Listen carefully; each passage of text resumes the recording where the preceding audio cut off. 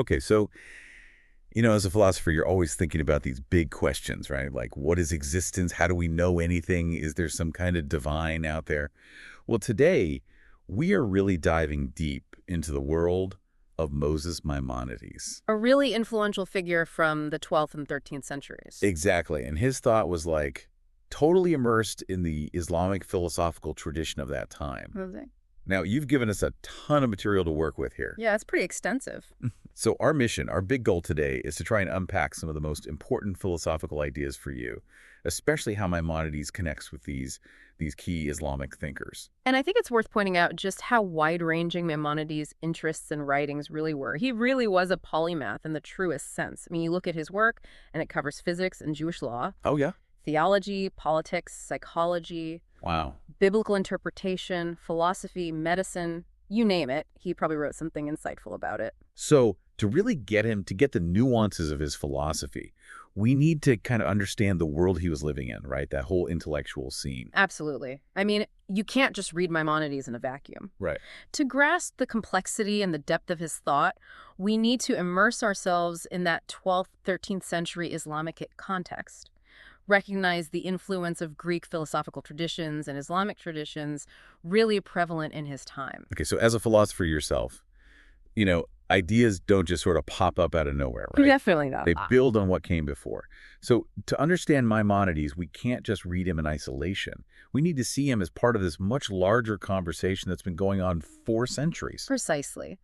And to help illuminate this rich intellectual heritage, we're going to be focusing on a handful of pivotal Islamic thinkers, figures whose impact on Maimonides is especially significant. Okay, great. So these include the thought-provoking theology of Aristotle, Okay. as well as the influential philosophers Al-Farabi, Avicenna, Al-Ghazali, and Averroes, really major figures in Islamic thought.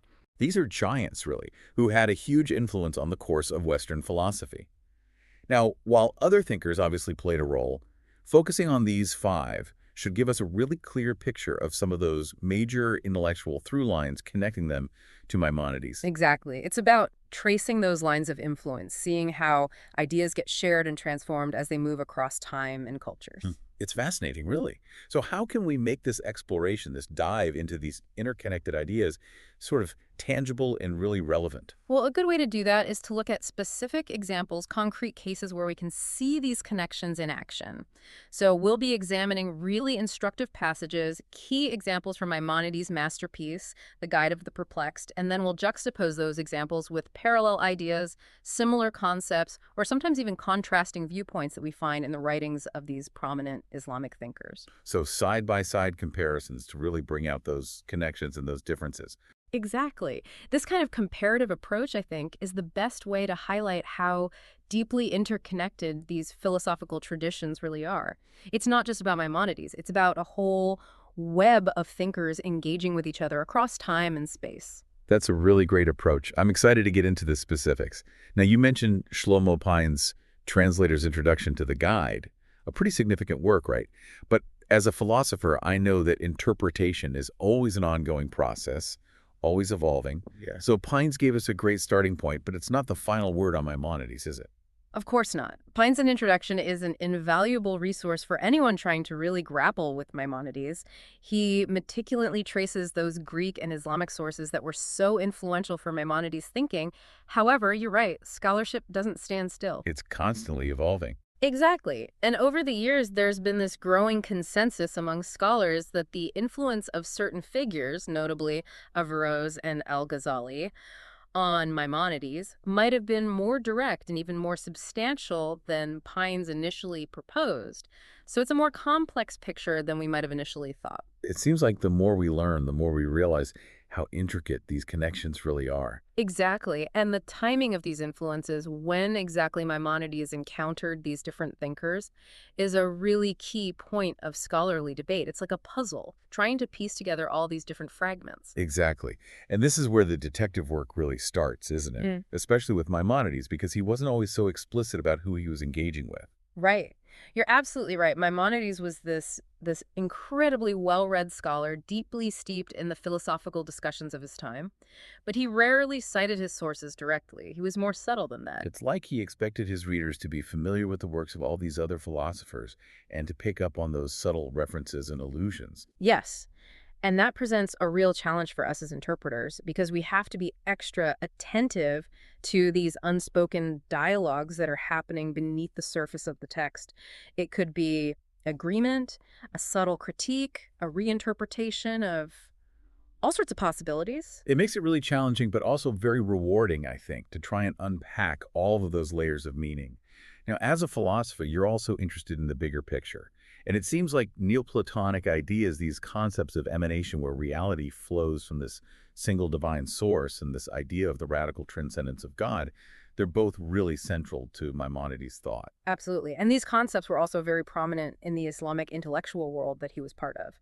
The idea of a hierarchical unfolding of reality, originating from a singular divine source, the notion of God as utterly beyond human comprehension, these were central concerns in both contexts. So these ideas were kind of floating around in the intellectual atmosphere, so to speak. Exactly. They were part of that shared intellectual vocabulary that thinkers like Maimonides and his Islamic predecessors drew upon. Okay, so I'm already starting to see how important it is to understand that historical and intellectual context to grasp the world that Maimonides was living and thinking in. And you included a really thought-provoking quote from Lawrence Durrell via Kramer, "We are the children of our landscape." Really emphasizes that. It's so true. Kramer makes a really compelling case that to genuinely understand this period, the key players, the ideas they were grappling with, you absolutely have to engage directly with Arabic sources. So reading those sources is like stepping into the intellectual landscape of that time, seeing the world through their eyes. Exactly. And it's crucial for understanding Maimonides because he was part of that world. His ideas were formed and debated against that specific backdrop. And Stromsa adds a really important point by reminding us that Maimonides was this incredibly erudite scholar who didn't always name his influences. Right. He wasn't always dropping footnotes. Right. So as interpreters, we need to look beyond those explicit citations. It's like trying to understand the roots of a massive tree when all you can see are a few branches. A great analogy. Stromsa's point highlights the need for us to be really careful and sophisticated in our interpretations, recognizing that Maimonides' philosophical knowledge was likely far, far more extensive than those direct references might suggest. There's this whole world of potential influences and dialogues happening beneath the surface of the text. All right, I think we've laid some really important groundwork here. Context is key. We have a focus on those specific Islamic thinkers, and we're ready to delve into the guide. So where do we start seeing these significant Islamic philosophical influences in Maimonides' work? A natural starting point, I think, for someone like you accustomed to tracing those intellectual lineages is to examine that broader Islamic philosophical backdrop, the intellectual landscape against which Maimonides developed his own philosophical project. That makes sense. And perhaps a slightly surprising starting point is the theology of Aristotle. Okay, the theology of Aristotle, attributed to Aristotle, but so deeply rooted in Plotinus. It's fascinating, isn't it, how ideas get transmitted and transformed over time? It really is. So this text, likely compiled sometime in the 9th century, possibly shaped by Al-Kindi's intellectual circle, had a huge impact on both Jewish and Islamic philosophers. It's one of those works that really shaped the philosophical framework that Maimonides would later engage with, alongside other key Platinian-inspired texts in Arabic, such as the Kalam Femo al-Khair. So kind of a bridge between the ancient Greek world and the flourishing Islamic intellectual world of Maimonides' time. So for a philosopher interested in the core tenets of a school of thought, what are some of the key Neoplatonic ideas from the theology of Aristotle that resonate within Maimonides' own system? What kind of jumped out at you? Well, several core ideas come to mind. First and foremost is the profound concept of God as an absolute unity. God is simultaneously pure goodness and pure being itself. This is fundamental. It's like the foundation upon which everything else is built. Exactly. And then, flowing from that foundational idea, we have the concept of God as the ultimate creator, the primary cause of all existence. And a third crucial concept, the notion of emanation, this idea that reality unfolds, or you could say, emanates from God. And how does that work? Well, in this model, it starts with the intellect, then soul, and then nature, kind of a cascading series of emanations. Now, it's worth noting that this is a slightly modified version of Plotinus's original scheme, where God wasn't just above being and intellect, but was actually identified with the highest level of being itself. So they're taking Plotinus and sort of integrating a more maybe Aristotelian understanding of God as also possessing intellect. Exactly. You've got this fascinating fusion of different philosophical traditions happening here, which allowed thinkers like Maimonides to conceive of God as this utterly transcendent being in his absolute unity, Okay. but also as the ultimate source and ground of all existence. It moves beyond Aristotle's primary focus on God as just the unmoved mover, the cause of motion, to something more. Okay, so the theology of Aristotle, you're saying, it also presents this idea of creation as a form of emanation, flowing from God's inherent goodness. How does that play out in Maimonides' work? This is a really crucial point, especially for understanding Maimonides' language when he talks about these things. In his intellectual context, terms like creation, even the idea of creation ex nihilo, often carried this strong implication of a kind of eternal emanation, a continuous, eternally flowing act of God bringing existence out of his own essential goodness. So it's not just a one-time event that happened in the past. Right. It's an ongoing process. It's woven into the very fabric of reality. And this idea, which has roots in Plato's idea of the unjealous God in the Timaeus, really underscores that inherent generosity and overflowing nature of the divine. I can see how that would be appealing to a philosopher who's grappling with the idea of an absolutely perfect and good God. Absolutely. And the theology of Aristotle even goes so far as to suggest that God creates without the need for conscious thought or deliberation, which in a different context might sound strange. Yeah. But here it's meant to emphasize just how fundamental creation is to God's very being. It's not like a separate act of will. It flows directly and eternally from his boundless goodness. And we see echoes of this idea even in Avicenna's more Aristotelian description of God as pure intellect. So where creation still occurs in virtue of his very essence. Exactly. It's not through some kind of deliberative process, at least not in the way we normally think about it. So we've talked about this kind of broad philosophical backdrop, the ideas that were in the air, so to speak. Now, what about those other key thinkers, those big names we mentioned, Al-Farabi, Avicenna, Averroes, and Al-Ghazali? Yeah. How do they fit into Maimonides' intellectual world? What's their relative importance for someone trying to understand his work? Well, I think for someone interested in those direct lines of intellectual influence, Al-Farabi really holds a place of honor for Maimonides. Okay. He cites him more frequently in the guide than any other Islamic thinker, which suggests a really deep and sustained engagement with his philosophical ideas. Al-Farabi was one of the earliest and most influential figures in this tradition, laying a lot of the groundwork for those conceptual frameworks that Avicenna and Averroes and others would later build upon. So to understand them, you really need to understand Al-Farabi. Okay, that makes sense. Now, what about Avicenna? Because I know Maimonides had a kind of complex view of his work, right? He wasn't always completely on board. That's right. Maimonides explicitly states in a well-known letter that he considered Al-Farabi's philosophical insights, quote, more profound than those of Avicenna. So he clearly had a preference there. Yeah. But even in that criticism, even when he's pushing back, Maimonides acknowledges Avicenna's intellectual subtlety, the rigor of his arguments, which I think shows that he still considered Avicenna's work worthy of serious study and engagement. He might not have agreed with all of his conclusions, but Avicenna was undoubtedly a major figure in his intellectual world, shaping the conversations he was part of. Okay, so respect for Avicenna, but maybe not full agreement. Now, how about Averroes? For someone interested in these historical dialogues, the question of when Maimonides actually encountered Averroes' work is really fascinating. It's a crucial question. There's still a lot of scholarly debate about that. Pines, for instance, argues that Maimonides likely didn't have direct access to Averroes' more extensive writings until after he'd finished the guide.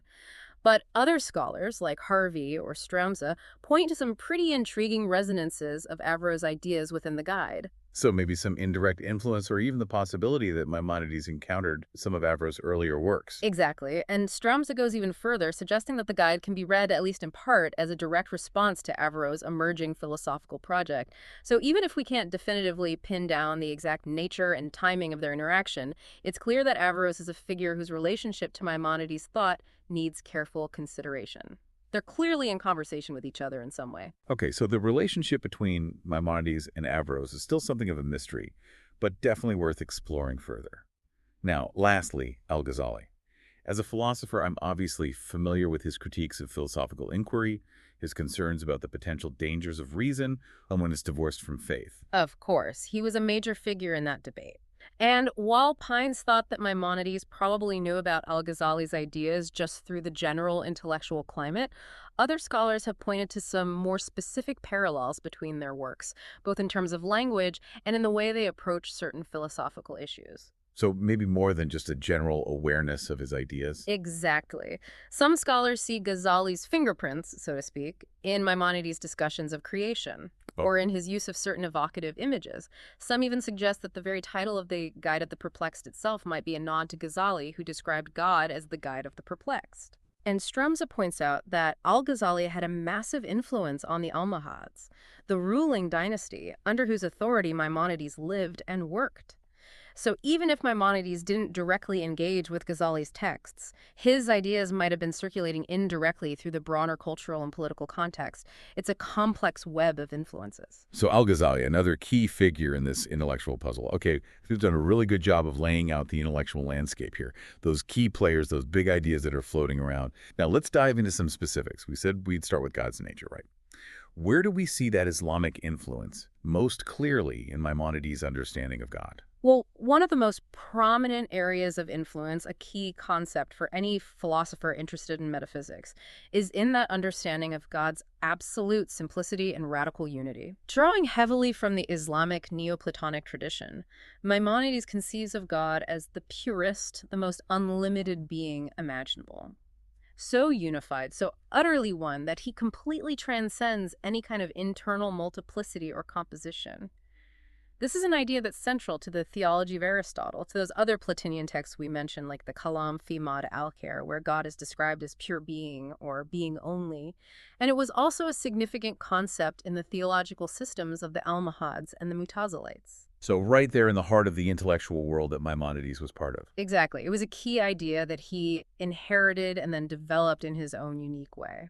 In this radical conception of divine unity, it leads directly to Maimonides' strong emphasis on what we call negative theology, right? Precisely. If God is truly and absolutely one, then any positive attributes that we try to ascribe to him, based on our limited human understanding, they're always going to fall short. They can't fully capture his reality because they imply some kind of limitation, some kind of multiplicity within God, which this view rejects completely. So it's not that God doesn't have qualities, it's that our limited human language, our categories of thought, just aren't adequate to describe him. Exactly. Predication, the very act of saying God is this or God is that, it implies that the subject has this quality among many other possible qualities, which suggests limitation. But God, in his absolute unity, he transcends all of that. As Maimonides himself puts it, he, may he be exalted, is one in all respects. No multiplicity should be posited in him. There is no notion that is superadded to his essence. So no qualities that are somehow added on to his being. Exactly. And this resonates strongly with Al-Farabi, who really emphasizes God's oneness as his very essence. It's not just something he has, it's what he is. It's the fundamental characteristic that sets him apart ontologically from everything else. So God's unity isn't like an attribute, right? It's not like one quality among others. It's the very ground of his being. Exactly. And Avicenna, he develops this further. He describes God as the uniquely necessary existence, Okay. contrasting his essential unity with the composite nature of literally everything else. So everything that exists, other than God, it's kind of a combination of different things. Right. He's saying there's this fundamental distinction between what something is its essence and the fact that it happens to exist. For God, there's no such distinction. His essence is to exist. It's necessary. There's no possibility of him not existing. It's a mind-bending idea for sure. Avicenna is famous for this idea that existence is a quality that gets added to the essence of all those non-divine beings, right? It's a subtle point, but crucial. Yeah. And we see it echoed in Maimonides. He describes existence as an accident attaching to what exists. And he insists that there's no superadded notion to God's essence. His essence is simple, it's one, it's pure being. So for everything other than God, there's this distinction between what it is, its essence, and the fact that it happens to exist. But for God, those two are the same. Exactly. There's no separation, no distinction. Maimonides is very clear about this. God's existence is necessary. It's not contingent on anything outside of himself. He doesn't exist through existence. His very being is existence. Okay, this is heavy stuff. Mhm. This is philosophy with a capital P. So we can't define God through those positive attributes, right? Right. But as philosophers, we still want to understand, to the extent that we can, what can we say about him? What's left? This is where that idea of negative theology or apotheticism comes in. It's a big part of Maimonides' approach, and it has deep roots in those earlier philosophical traditions we've been talking about. Since God transcends our limited human categories, the most accurate way to approach him intellectually is to focus on what he is not. To define him by negation. Exactly. So, for example, Maimonides is adamant that we have to negate any notion of corporeality, any idea of a physical body when we're talking about God. Okay. We have to negate any kind of human-like emotions or affections. Because God is utterly simple and unified, he can't have attributes in the way we normally think of them. Any positive description we try to apply, it's ultimately going to be inadequate and misleading. In fact, it can actually make us more distant from a true understanding of the divine. And Maimonides has this striking quote, right? Something about becoming more remote from God with each positive affirmation.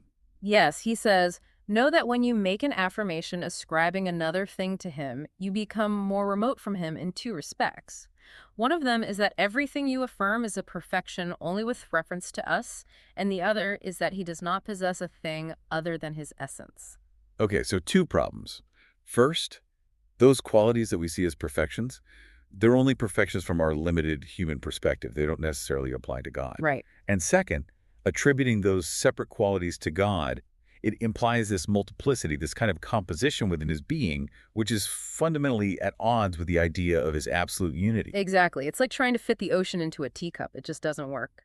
So when we encounter those seemingly positive attributes that are used to describe God in the Hebrew Bible, how do we reconcile those with this commitment to negative theology? That's a great question. How does Maimonides, as both a philosopher and a religious scholar, square that circle? He does it through a really sophisticated philosophical interpretation of Scripture. He says those biblical descriptions, they're not intended to be literal, precise descriptions of God's essence. Instead, they're pointing to the effects of his actions in the world. They're describing how we perceive those actions in terms of our own limited human categories of thought. So, like when we talk about God's mercy, for instance, we're not saying that mercy is this separate attribute within God himself. We're talking about how his actions in the world appear to us. Exactly. It's a matter of perspective. Maimonides gives this example of the intricate and incredibly well-ordered development of an embryo, which we might intuitively see as an expression of divine mercy, right? Yeah. But he says, no, that's not quite right. It's more accurate to understand it as a manifestation of God's essential wisdom and goodness as they're expressed in the natural order of things. And it's important to note that this kind of nuanced reading of Scripture, this idea of looking beyond the literal meaning, it has deep roots in the Islamic philosophical tradition.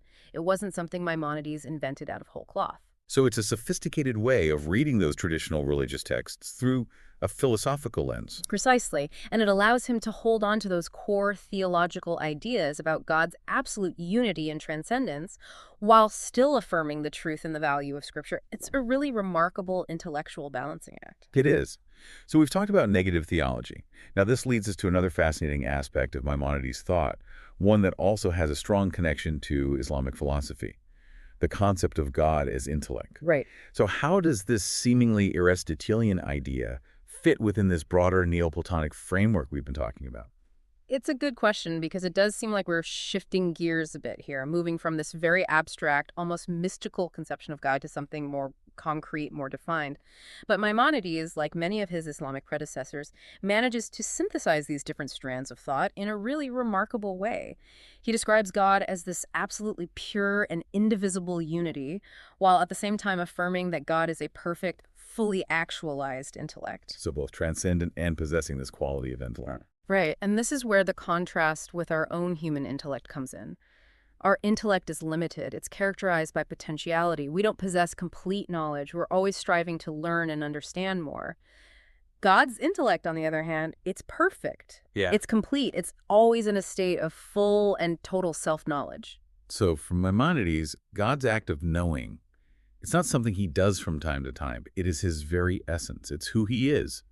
eternally. Exactly. And we see this emphasis on God as this ultimate knower really clearly in Al-Farabi's work. He describes God as the first cause, the first intellect, and the first living. God is the source of all existence, all knowledge, all life itself. That's a powerful image. And Al-Farabi emphasizes God's unique status as being uncaused, possessing no unrealized potentiality, existing as pure actuality and necessary existence. Okay, so building on that foundation, what does Maimonides do with it? Well, he takes this basic idea of God as intellect, and he gives us a much more detailed and philosophically rigorous explanation of what that really means. What does it mean to say that God is intellect in actu in this state of pure actuality? Okay, I'm all ears. Maimonides says that if God is this pure, fully actualized intellect without any potentiality, then he and the object of his knowing, they have to be one and the same. There's no separation between the knower, the act of knowing, and the thing that is known. It's all completely unified within the singularity of God's being. It's a mind-bending idea for sure. It is. And we see the same idea articulated in Al-Farabi's work, where he describes God as the thinking subject who thinks himself, where intellect, thinker, and the intelligible all have the same meaning and are one essence. And even Averroes, although he differs from Maimonides and Al-Farabi on some pretty significant points, he also emphasizes God's purity of act as the prime mover, as this eternal substance, pure actuality, completely free from matter. So despite their differences, there's this fundamental agreement on this point. It's fascinating how these different thinkers, even when they disagree on specifics, they're still working within this shared intellectual framework. Absolutely. They're all grappling with these same big questions, building on the ideas of those who came before them, and trying to make sense of God, the world, and our place in it. Okay, so we've got this concept of God as pure intellect, this perfect, self-knowing being. But there's also this emphasis on God's transcendence, this idea that he's ultimately beyond our comprehension. Right. How do these two ideas fit together? It seems like there might be some tension there. That's a really insightful point. On the one hand, you've got this emphasis on God's immutability, his absolute otherness, his transcendence. But on the other hand, Maimonides describes God as the creator, the cause of all existence, which brings him into a much more intimate relationship with the universe. So he's both utterly other and the source of everything. Exactly. It's this dynamic tension between transcendence and immanence. And you see this tension playing out in different ways in the work of those Islamic thinkers we've been discussing. Al-Farabi and Avicenna, with their more fully developed theories of emanation, they emphasize this interplay maybe even more strongly than Averroes. And this tension reflects a broader debate within both Islamic and Jewish Neoplatonized thought, where they're trying to reconcile that Platonian idea of God as beyond being with the Aristotelian concept of God as this perfected, self-thinking intellect. Okay, so there are these two strands of thought that they're trying to weave together. And where does Maimonides fall on this? Well, we see affinities in his thought with both sides of this debate. Sometimes he describes God in these very immanent terms as the form of the world, as the mover of the first sphere. But then at other times, he really emphasizes God's radical transcendence, even beyond those other cosmic intellects in the emanated hierarchy. It's this delicate balancing act. It's this tension that he's holding. Okay, so we've talked about God's nature, about these different influences on Maimonides' understanding of the divine. Let's shift gears a bit now and talk about the cosmos, about the act of creation and the structure of reality. How does Maimonides approach these issues, and how does he draw on those established Islamic traditions? Well, Maimonides follows the lead of those Greek and Islamic philosophical traditions that came before him and undertakes a really meticulous investigation of the world. And by world, I mean not just the physical world, but the celestial realm and the metaphysical realm as well. It's this holistic view of reality. So cosmology, astronomy, metaphysics, it's all connected. Exactly. And remember that we talked earlier about those divine actions. Even the study of the physical world, of the way things work, it takes on a theological significance for Maimonides. It's not just about science for science's sake. Right. It's a way of understanding God's activities, his relationship to the world. It's a pathway to knowing God himself. As he famously puts it, there is no way to apprehend him except through the things he has made. So studying nature is a way of studying God. Precisely. Now, when it comes to the cosmos itself, it's clear that Maimonides sees God as the ultimate first cause, the source of all being. But what exactly that means, what that creation entails, is much more complicated and has been a subject of a lot of scholarly debate and diverse interpretations. Okay, so we've got this big question here, a question that philosophers have been wrestling with for centuries. How does something come from nothing? How did the universe begin? Exactly. And in the guide, Maimonides seems to present this view of creation, ex nihilo creation, out of absolutely nothing, as the accepted view of the Mosaic Law. Okay. But whether that represents his own definitive philosophical position, that's a much more complex question. So is he really saying that he believes in creation ex nihilo? Or is he maybe being a bit more nuanced, leaving the door open to other interpretations? That's the million-dollar question, isn't it? And this is where that whole issue of esoteric writing comes in. Some scholars, following Leo Strauss, suggest that Maimonides might be deliberately concealing his true beliefs on these sensitive topics. Maybe he felt that it was too dangerous to explicitly challenge traditional religious views, so he couched his more radical ideas in this language that could be interpreted in different ways. Others point to certain ambiguities and inconsistencies within the guide itself, suggesting that maybe Maimonides hadn't fully worked out his position on these issues. Okay, so it's possible he actually held a different view, maybe something closer to Aristotle's eternal universe or Plato's idea of creation from pre-existing matter. It's certainly possible, and some scholars have made very compelling arguments for those alternative readings. The key point, I think, is that for Maimonides and his contemporaries, the term creation didn't always mean the same thing that it does for us today. It could encompass those Neoplatonic ideas of eternal emanation, where the cosmos is constantly flowing from the divine source.